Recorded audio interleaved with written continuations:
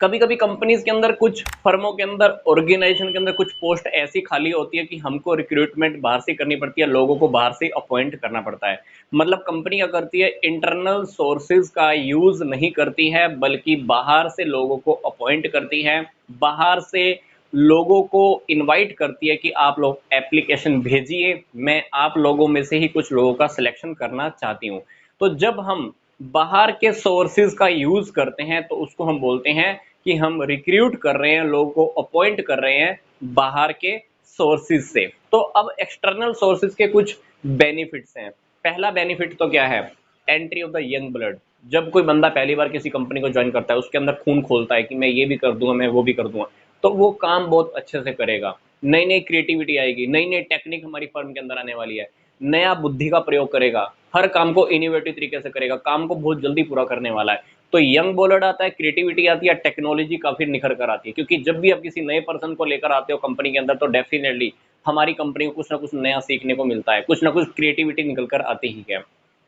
Best for the new organisation. जब भी आपने कोई नई कंपनी खड़ी की है, तो डेफिनेटली हमारे पास रिक्रूटमेंट के इंटरनल सोर्सेज नहीं होते हैं। बेस्ट क्या रहेगा, एक्सटर्नल सोर्सेज। क्योंकि आपने नई कंपनी खड़ी किया, तो आप कहाँ से लोगों को अपॉइंट करोगे, इन्हीं सोर्सेज की हेल्प से ही अपॉइंट करने वाले हो, सिंपल सी बात। फिर फेवरेटिज्म नहीं होती है। जब आपने लोगों को बाहर से अपॉइंट किया है, तो फेवरेटिज्म नहीं होगी, पक्षपात नहीं होगा। क्योंकि बाहर से लोग जो आएंगे, आप नौकरी पर रखने वाले हो, उनका आप अच्छे से इंटरव्यू लोगे, तभी सिलेक्शन करोगे। इंटरनल सोर्स के अंदर क्या होता था, इंटरनल सोर्स के अंदर जब हम लोगों को इंटरनल सोर्स के थ्रू अपॉइंटमेंट करते हैं, तो सबसे बड़ा नुकसान क्या होता है, कभी कभी मैनेजमेंट अपने ही सबसे खास बंदे को नौकरी पे रख लेती है।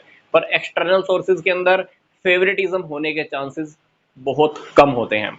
अगला पॉइंट है, increase the area of choice. External sources के अंदर देखो आपके पास कितने सारे चॉइस हैं, प्राइवेट एजेंसी की हेल्प ले लो, इनकी हेल्प ले लो, यहाँ से यहाँ से यहाँ से, कितनी सारी चॉइसेस आपके पास है जहाँ से आप अपॉइंटमेंट कर सकते हो। जबकि इंटरनल सोर्सेज के अंदर आपके पास तीन ही ऑप्शन रहते हैं, transfer, promotion and lay off. जबकि एक्सटर्नल सोर्सेज के अंदर हमारे पास बहुत सारी चॉइस है, आप कहीं से भी लोगों को रिक्रूटमेंट के लिए, एप्लीकेशन देने के लिए इनवाइट कर सकते हो। फिर आगे आती है कंपटीशन उनके अंदर जो होती है ना, प्रतियोगिता की भावना पैदा होती है, स्पिरिट होती है उनके अंदर, एक कॉम्पिटिटिव स्पिरिट होती है।